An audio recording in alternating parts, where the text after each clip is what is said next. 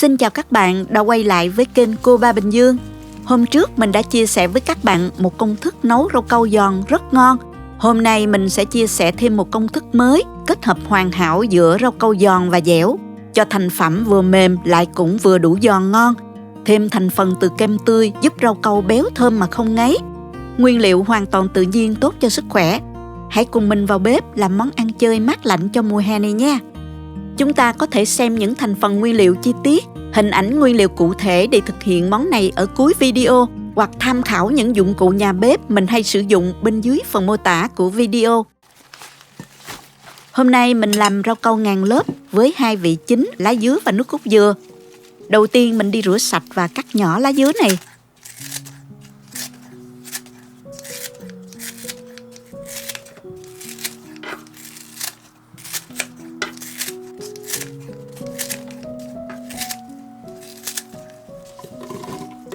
Sau đó đem đi xay nhuyễn và lọc lấy nước.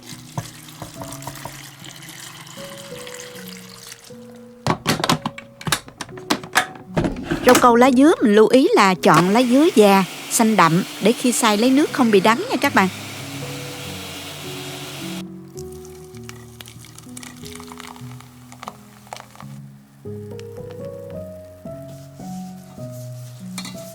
Chuẩn bị phần nước cốt lá dứa xay nhuyễn và lọc sao cho đủ 1,5 lít nước nha các bạn.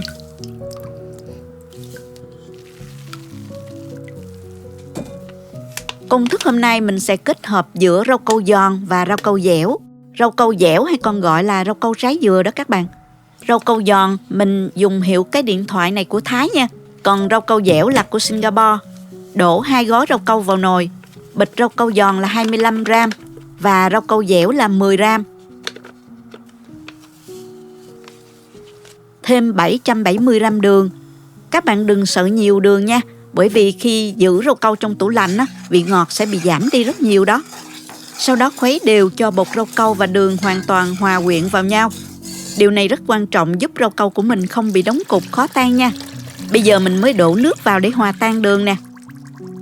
Nồi này mình làm rau câu nước cốt dừa. Như vậy mình cho vào nồi 2 lít nước. Lát nữa mình sẽ cho thêm 1,5 lít nước cốt dừa và kem tươi sau nha. Cho 2 lít nước vào hòa tan với đường. Để đây và mình ngâm 30 phút cho rau câu nở. Nồi thứ hai thì mình làm màu lá dứa, cũng tương tự như vậy nha. Pha 2 gói, 1 giòn và 1 dẻo với 770 gram đường và 2 lít nước. Có một công thức rất đơn giản để tính lượng chất lỏng đổ vào rau câu. Cứ 10 gram bột rau câu các bạn cho vào 1 lít nước. Ở đây mình dùng 2 bịch rau câu, tổng cộng là 35 gram. Như vậy lượng nước cộng với các chất lỏng sẽ là 3,5 lít. 2 nồi rau câu đã ngâm đủ 30 phút. Bật bếp và mình nấu sôi hỗn hợp ha. Nồi đầu tiên thì mình thêm 1 lít nước cốt dừa. Nước cốt dừa mình sử dụng loại đóng hộp có sẵn như vậy, rất tiện khi bảo quản và cũng rất béo ngon đó các bạn. Nếu thích cách mình làm, nhớ bấm like. Nếu video thực sự hữu ích, bạn có thể gửi ekip thực hiện 1 ly cà phê bằng nút Super 10 hình trái tim bên dưới video. Và 500ml kem tươi nếu mà muốn ăn béo nha. Các bạn có thể thay thế bằng sữa tươi cũng được. Nồi thứ hai mình thêm vào 1,5 lít nước lá dứa đã được lọc rồi. Mình sử dụng màu lá dứa tự nhiên nên hơi nhạt. Bạn nào thích mình có thể thêm một chút màu thực phẩm xanh để rau câu của mình được bắt mắt hơn nha. Mình nấu sôi 2 nồi cùng một lúc để lát mình đổ rau câu ha. Nấu với lửa nhỏ vừa để tránh bị trào đó các bạn. Nhớ khuấy đều tay để rau câu không bị xích đáy nồi nha.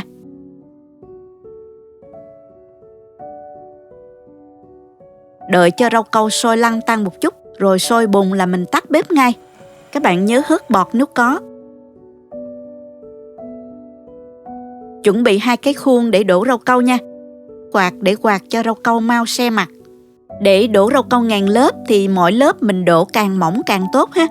Càng đổ mỏng rau câu càng nhanh khô nên tốc độ đổ sẽ nhanh hơn. Với lớp đầu tiên thì mình tráng hơi dày một chút.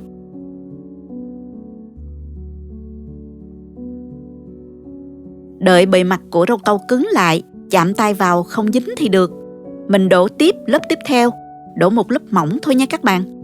Để tránh tình trạng tách lớp, mình phải đổ lúc rau câu thiệt là nóng nha. Rau câu sẽ giúp bám dính vào lớp củ tốt hơn nhiều đó các bạn. Chính vì thế trong lúc đổ mình luôn bật bếp với lửa thiệt nhỏ để giữ nóng nồi rau câu nha.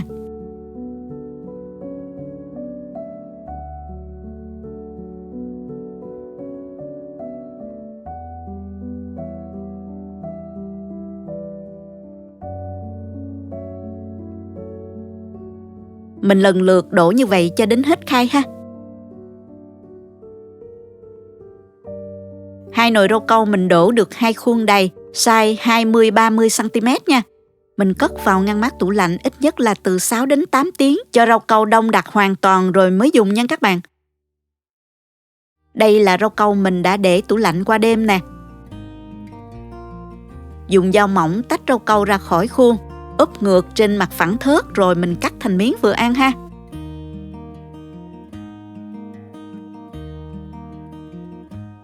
Wow, mỗi miếng rau câu có quá trời là lớp mỏng đều nhau, nhìn đẹp và bắt mắt ha các bạn. Rau câu mềm nhưng vẫn có độ giòn vừa phải, ăn rất ngon. Phần rau câu có vị béo thơm rõ rệt của nước cốt dừa và kem tươi, hòa quyện với mùi lá dứa thơm phức. Đặc biệt các bạn xem phần rau câu rất là chắc nè, không hề bị tách lớp. Ấn vào các lớp cũng không hề bị nứt ra. Nhiều lớp nhưng dính chắc như một lớp vậy. Cùng vào bếp làm ngay cho gia đình thưởng thức nhé, bảo đảm mọi người sẽ thích mê. Cảm ơn các bạn đã theo dõi video. Nếu thích cách mình chia sẻ, nhớ gửi cho bạn bè cùng xem, bấm like và đăng ký kênh để xem nhiều món ăn mới của mình. Nếu thấy video thực sự hữu ích, bạn có thể gửi tặng ekip thực hiện một ly cà phê bằng nút Super Thanks hình trái tim ngay bên dưới video. Các bạn cũng có thể truy cập website cobabình-dương.com để xem công thức nấu ăn dưới dạng bài viết. Chào tạm biệt và hẹn gặp lại các bạn trong video kỳ tới nha!